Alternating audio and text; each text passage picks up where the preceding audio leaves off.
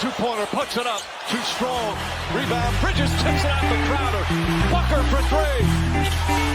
DeAndre ate the rebound. Hall for three. Bang!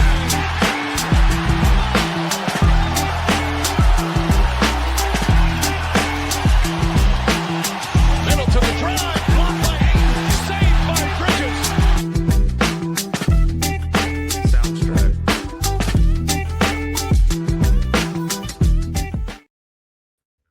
All right, hello everyone, and welcome back to Basketball in the Mountains. I am your host, as always, Tyler King. This is episode 25, and we are back talking about the NBA today with a little less than a week to go until the NBA draft. But we're talking about the NBA draft as well, but a lot of other things as we're back talking about the Phoenix Suns. We did do an episode about the Suns a couple weeks ago before the coaching hire was official. Had my guy Trevor Booth on to talk a little bit about those candidates. But now the Suns do have a new head coach in Jordan Ott, who I'm going to try to remain as unbiased as possible toward, because there are not a lot of Penn Staters in the NBA, and I will. I'm going to go to bat for all of them, as people have gotten to know about my Jalen Pickett affinity here in Denver.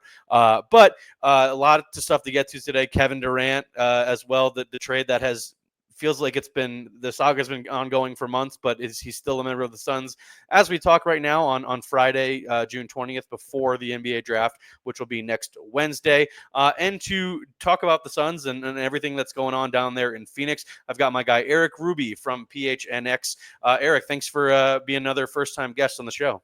Yeah, man, I'm pumped. I went to school with Trevor Booth, so I know Trevor pretty well. Went to Cronkite here at ASU. And if you are really fond of your college alumni, you'd fit in great in the Phoenix Suns organization with their affinity for Michigan State guys. So I feel like we're off to a roaring start right now. Yeah, the Big Ten runs deep out here in the mountains, apparently. With some way. Calvin Booth is no longer in charge of the Nuggets, so that I was always holding on to that one. So Calvin Booth is another Penn Stater, and Jalen Pickett. We're running deep. We're running thin with Nittany Lions in the NBA. Not the NFL is a little bit different. A lot of Penn Staters in the NFL with my guys like Saquon Barkley, but it's a little different for the NBA. But I wanted to first talk today about Kevin Durant, because I know all week on your guys' show, on the PHNX Suns show, you guys have been talking about this and all the different trade scenarios that could happen. Just first off, what the heck is going on with KD, man? Are you surprised he's still a member of the Suns at this point, as it's June 20th as we record this? I think if you asked me a week ago, when it felt like things really picked up, if Kevin Durant would still be a Phoenix Sun today, if I'd be surprised, I'd say yes. As this week has gone on, it's become more and more clear that this is going to be a long game. I don't think this is done before the finals. There are reports out there that the Suns are going to receive some final offers this weekend. I think that this is maybe one of the more fascinating cases of superstar getting traded that the NBA's ever seen. Kevin Durant, by all means, is still a top 15, possibly a top 10 player in the league. People forget, Phoenix started off the season hot. He was top 3 MVP candidate through the first 10, 15 games of the season. Then he got injured, which is, of course, part of it. His contract situation, him not being extended, is part of it. He's going to be 37 this season, is part of it. And it's been very public, like you mentioned, for months now. I mean, there was no indication that KD was going to get traded until Matt Ishbia and company tried to trade him at the deadline behind his back. So it's a game of who has the leverage, who wants the superstar, and what they're willing to give up. And honestly, it feels like the Suns are going to lose this game, but it also is interesting because I still feel like a lot is on the table. It's a crapshoot, man. There's so much. Yeah, it's just such an interesting move because it is Kevin Durant, who's one of the 10 to 15 best players, maybe not just now, but all time, with just one of the most gifted, maybe the most gifted scoring forward we've ever seen in the game, and just a very decorated player who is nearing the end of his career. He's got, as you mentioned, he's got an expiring contract whose whoever's going to trade for him is going to need to pay him at some point. It seems like he's still after that last max extension, which I think is 2 years. You can get 2 years, about 112 million or something like that, I think is what he could get. And like you said, ever since the trade deadline, when there were all those rumors flying around where he apparently turned down a chance to go back to the Warriors and the Timberwolves apparently were involved, that came out after, it felt like we were heading toward this summer where he was eventually going to be moved. And from the Phoenix side, it is, barring a complete blow up and a Devin Booker trade, it is their last chance to really make a big move and acquire assets and young players and try to salvage this era of Suns basketball if it's at all possible. So it's important on many sides. But obviously he made it clear last weekend. You mentioned you thought it was picking up steam with the report from Shams that he had his trade destinations where he would like to go, which was, I think it was Miami, San Antonio, and Houston, right? Those 3 teams. And obviously, Minnesota's in the mix as well, but he made it clear he might not want to go there. So, I mean, what should the Suns be after here? Are you looking for a combination of young players and picks, or a pick and young players? Like what is the ideal scenario for getting maximizing the return for a Kevin Durant trade? Honestly, and we've talked about this, ad nauseum, as I'm sure that and I'm sure just being an NBA fan, people are just getting sick of it. I get it. You ideally want, for trading a top 15 guy in the league, a little bit of everything, right? But and the Desmond Bane trade earlier this week kind of throws everything through a loop too, because that's a lot of picks for a guy who's a borderline all-star, but not really, a guaranteed like every year all-star that Kevin Durant has been for the last 15 years. Yeah, he's an all-star in the East. He hasn't made an all-star in the West, right? I think he can make one this year. And I kind of, at the moment when that happened, I had this brief moment of optimism, right? That, of course, instantly was crushed when it was reported that doesn't actually impact the KD trade. But where I got flashbacks to when Phoenix was negotiating for Kevin Durant and Rudy Gobert got traded for 5 first-round picks. And, it just solidified that the Suns were going to have to give up everything, because they were trying to not give up McHale, not give up Cam, and just give up one of those pieces plus the entire arsenal of draft capital, right? Rudy Gobert goes for 5 first-round picks. Crap, right? This is Rudy Gobert versus Kevin Durant. Desmond Bane, obviously younger. Desmond Bane under contract for 4 years, and Desmond Bane going to a team that's quite desperate for his skill set. And I thought that maybe that would up the price. It was Tim Bontemps who reported that it actually wasn't. A KD trade will go underneath that. Ideally, what you need to walk away with from here, and this is almost like a cop-out answer, it's just hope. Whether it comes in the form of current young players like Kel'el Ware, whether it comes in the form of, retooling and being good this year, plus a draft pick, right?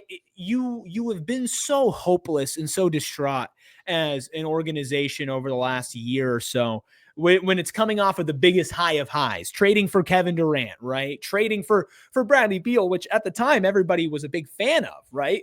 Hindsight 2020, you don't do it, but you just need hope. For me, I'm looking at, give me a good draft pick, move me up in this year's draft. I like a lot of names from this year's draft.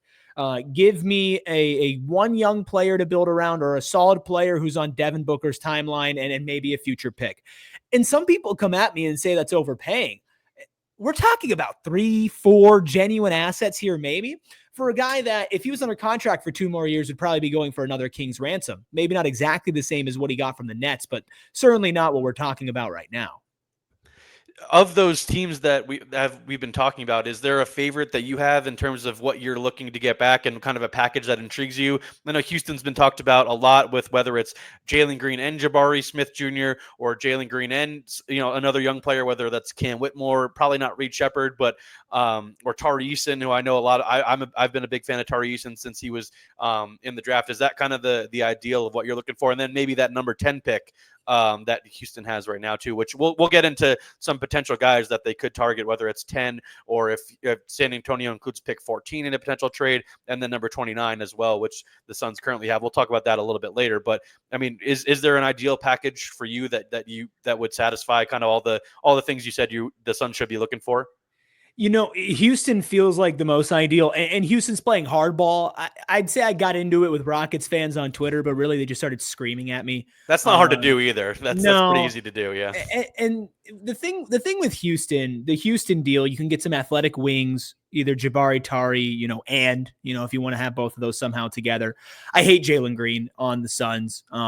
Maybe he has that's some salary filler, if anything. Yeah. Well, right. And the shooting guard overlap, he's a black hole. He didn't show up in the playoffs. I don't love his game, which sucks. I was really high on him coming into the draft. G League Ignite. What are you doing? But feels like a 23-year-old version of Bradley Beal at this point. Not dissing Bradley Beal as a younger player, but Bradley Beal now, it feels like there's a lot of overlap there, as you mentioned. I don't disagree. And again, you'd be adding Jalen Green to a team that has Bradley Beal, right? Yeah. So I consider us doing Houston a favor if we take Jalen Green, to be quite honest with you, because it's another young guy that they don't have to pay. So taking a negative asset, let's call that in Jalen Green for salary. With Houston, I think realistically, and I don't know if Houston does this, they have to part with at least Jabari Smith, or Tari Eason. And I got Rockets fans saying, why would we do that? I don't see how Jabari Smith makes sense for Houston if they're adding Kevin Durant. Well, and I think they could play together, but to me, it's just listen, man, y'all our timeline isn't accelerated. Do y'all know how fast windows close in the NBA? Alperen Şengün's Phoenix knows that for now. Sure. The Suns know that exactly. That's what I'm saying. Alperen Şengün's an all-star now. You are the 2 seed in the West now. Fred VanVleet is going to most likely re-sign with you now. You just extended Steven Adams. Amen Thompson's on his rookie deal now. This is your time to strike and do something, and you can buy low and give up one of your wings, right? I might ask for both. You might only have to give me Jabari, but they seem pretty hesitant to do that. I don't know if it's just smoke screens, but if you can get Jabari Smith Jr. and the 10th pick, that's a good little combination to build around. From the Spurs, I don't love a package built around Devin Vassell. I think he's better than Jalen Green. I just can't add a long-term shooting guard piece, and I don't think Vassell's good enough to slide down to the 3 size-wise or defensively wise. I like Minnesota if you're trying to compete now. I mean, Rudy Gobert, love him or hate him, and I get it if it's the latter half of it. But he'd be an instant top half of the league defense. He would fit into Jordan Ott's system, who he wants to run double bigs or at least one big like he did out in Cleveland. And you're most likely getting the 17th pick alongside that. So you're moving up about 12 picks in the draft. None of it is crazy exciting to me. I think the biggest individual asset I'm actually highest on is Kel'el Ware out of Miami. He had a great rookie year. Day, you just need to walk away with one of the, you need to walk away with Jabari, 10, Kel'el Ware, Gobert in 17. You need to walk away with one of those. And I think they can, but we'll see. Yeah, like I said, this trade and the return could dictate what the rest of the decade looks like for the Suns. And I was just curious, last thing before we move on to Jordan Ott, because I do think that's an interesting conversation to have. What is the trust level and confidence in Brian Gregory? Because this is a very massive first real move to make as a GM, a guy who's not really done this before. It was an interesting hire, and now he's tasked with this as well as his first real big offseason move. Well, listen. Let me just say, we do not know if Brian Gregory will be a good GM or not. I want to make it clear that he will be judged based off of what he does at the end of the day.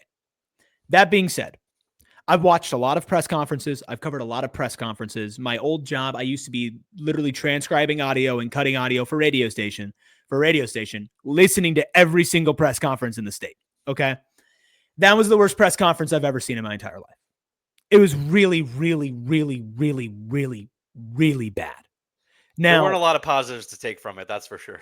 It genuinely probably like a worst case scenario press conference, which is tough to say. Now, in the past couple of off seasons, the Phoenix Suns have won the press conference and it meant nothing, right?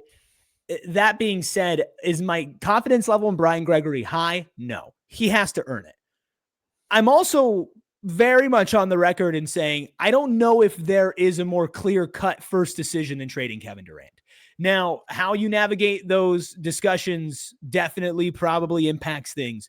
But to me, you walk in, you say, I want everything that you have, and you go from there. And you know that you can't settle on getting low value because it's Kevin Durant, and you just take the best package. There's not a lot of nuance here for me. But I do think that teams are going to see him like blood in the water, and they're going to be sharks, and they're going to try to pounce on him, which might be part of the reason the Suns aren't getting good offers right now. It could be beyond just, hey, we don't believe in KD's age, or we're saying that to drive the price down. It might be, we think you're a punk.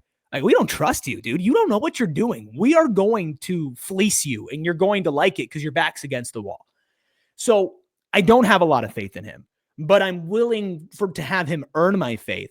And I also think, as important as the Kevin Durant trade is and will be the defining moment of this offseason, it's what you do with your assets that you get from him and what you do afterwards that will define the next era. The same way that trading for Kevin Durant didn't mean anything when you screwed up every move afterwards, right? Like, as important as this is, and as we'll all focus on it, if you get the 10th pick and you draft a bust, none of it mattered anymore, right? If you get the 10th pick and you draft a future starter next to Devin Booker and the next coming of your star that's going to take the mantle from him, well, then it doesn't really matter that you traded Kevin Durant for the 10th pick when you didn't have any leverage. So that's really where it falls on for Brian Gregory. I don't see the KD trade as like this huge, huge test unless he just flunks it crazily. Now, transitioning from bad press conferences to good press conferences, Jordan Ott seems to have made a really nice first impression. What was your initial feelings of his hiring? Obviously, everyone knows I mentioned him as a Penn State guy, but obviously he did get his master's at Michigan State, which that's not surprising to see anybody in Spartan Green in Phoenix and run in part of the organization. Just kind of what was your first impression of him, and how much has he changed that maybe even so early on in his tenure? Jordan Ott was not in my top 5 candidates that I wanted for the Suns. Now he wasn't at the bottom, and I'll be honest, it's unfair to him because the first thing that you think of is Michigan State. And I'm not going to lie to you. I'm not going to tell you that's not the first thing that I thought of.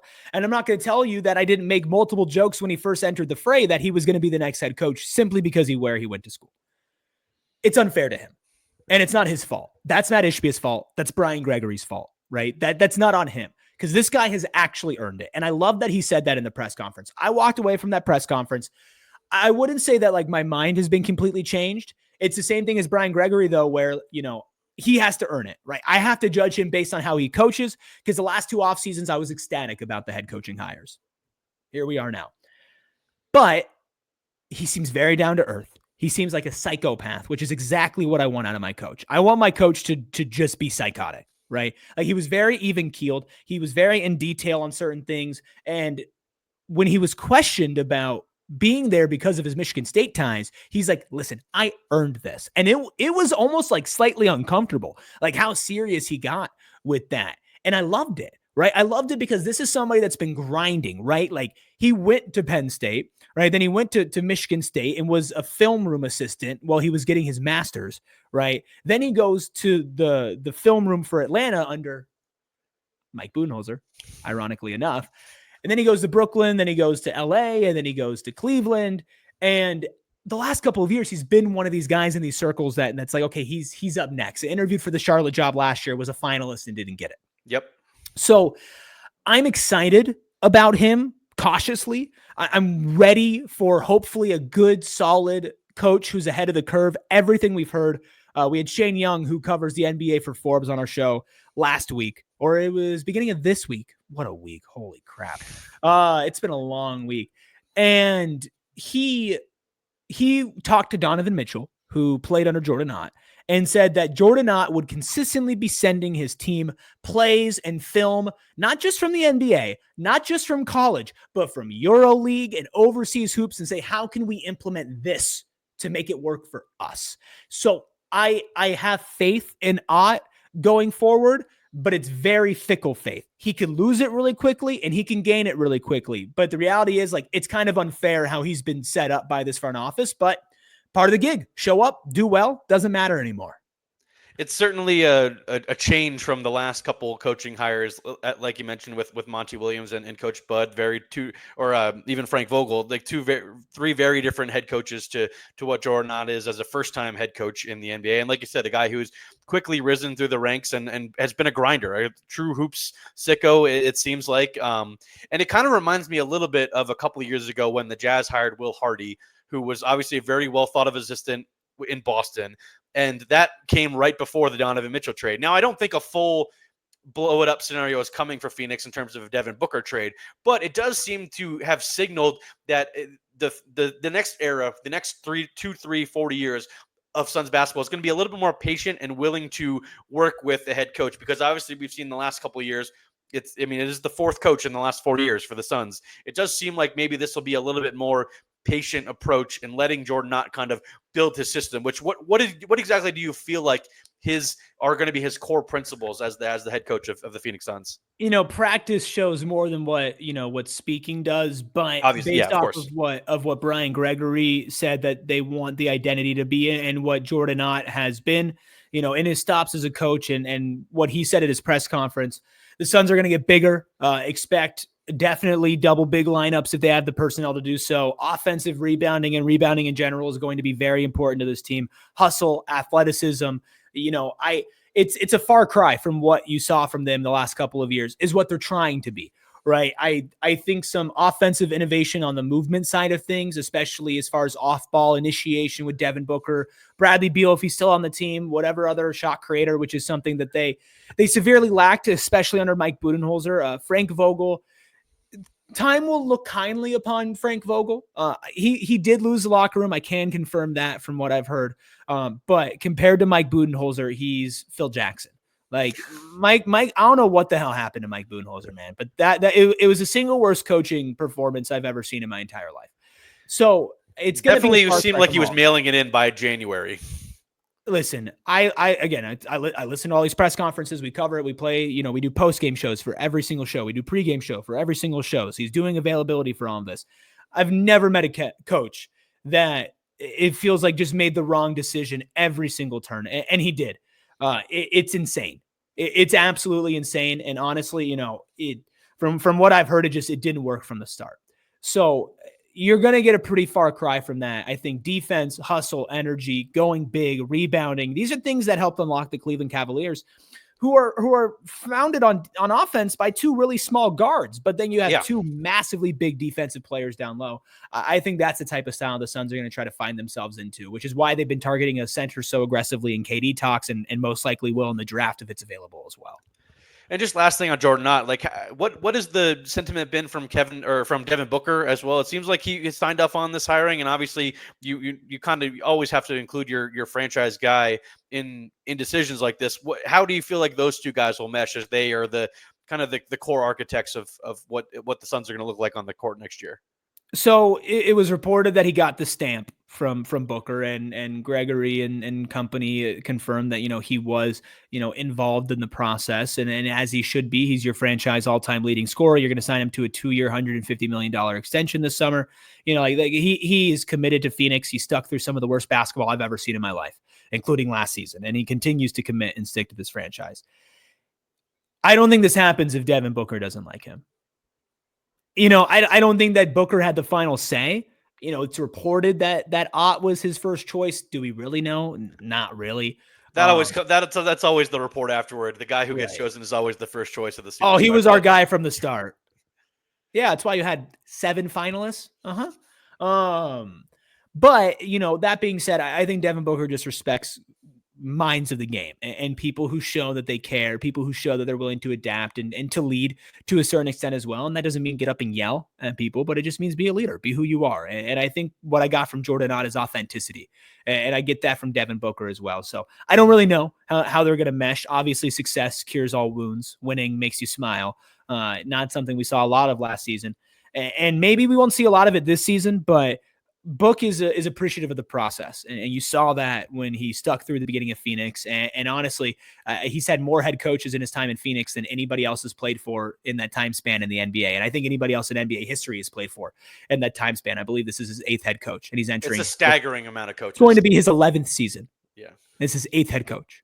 Yeah, that's just one franchise. It's a staggering that he's still in Phoenix through all of this, and it kind of props him. I've always been a huge Devin Booker fan, even dating back to his days at Kentucky. I was always high on him. But speaking of the draft, before I get you out of here, I did want to get your thoughts on any potential guys that the Suns should be looking at late in the lottery, because we've talked about the potential packages, whether it's Houston at including the 10 pick, or the Spurs including the 14th pick.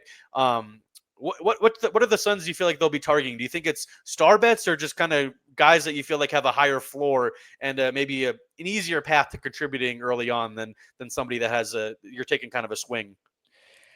It does depend on what pick they have. I'll give you a couple names for either of those. Let's say they stick at 29. I think you're looking for positional need and somebody who fits your cultural identity. This is such an interesting draft. 20 to like 40, you see a lot of movement. 8 to like 17, I think you see a lot of movement. Yeah. And in the second round, it's just throw something at the wall, right? At 29, if they stay there, I could see them reaching if nobody's taken a Hansen Yang out of China. That's he's a name that's been really popping up the last week or so. As he should. I love his film. Yeah. Love his film. Great passer for his size at 7'2". I think that's actually what popped the most. Really good foot speed, really athletic. I think there's a chance that somebody does try to snag him for the, maybe earlier than that. A dream to drop to them at 29. Somebody's getting mocked somewhere in the 20s. That could always happen is Rasheer Fleming. Rasheer Fleming is a Philly guy. There you go. That's great do-it-all. Great do-it-all type of forward. I think he plays great next to Evan Booker. I think he fits next to Ryan Dunn as well. Ryan Kalkbrenner out of Creighton is another big guy that can shoot. Very, very, very high floor. I think for Kalkbrenner, I don't know exactly the highest ceiling, but would give an element for the Suns offense that they haven't had yet. Maxime Reynaud, I don't know if he's still going to be there either. I've seen some people say he goes lottery. I see some people say he's a second round pick. Right. I have him around the 26 on my big board, I think. So it's around that range. It seems right. And if you don't want a center, Ben Seraph, I really like as a guard to play next to Devin Booker. Definitely needs to work on his offensive game, but you see a lot of building blocks and tools there as a bigger guard to pair with Book in the backcourt. If you trade up, if you get 10 or 9, if Carter Bryant falls, I'm running to the podium to take Carter Bryant, and I say that as an ASU guy. It pains me. He is the perfect fit next to Booker, perfect fit next to Dunn. I have Carter Bryant at number 9 on my big board. So if the Suns somehow end up with the 10th pick and Carter Bryant's on the board, I agree. Run the pick to the podium. Feel the same way with Malawak, who I think goes top 5, top 6. But if he's there, you run up there and you draft Malawak. 14, Colin Murray-Boyles, if he's there. You're speaking my language here. I love Colin Murray-Boyles. Colin Murray-Boyles, if he's there at 14, feels like a good bet for somebody that can play 4, maybe a little small ball 5. Shooting is a little bit of a worry pairing next to Ryan Dunn.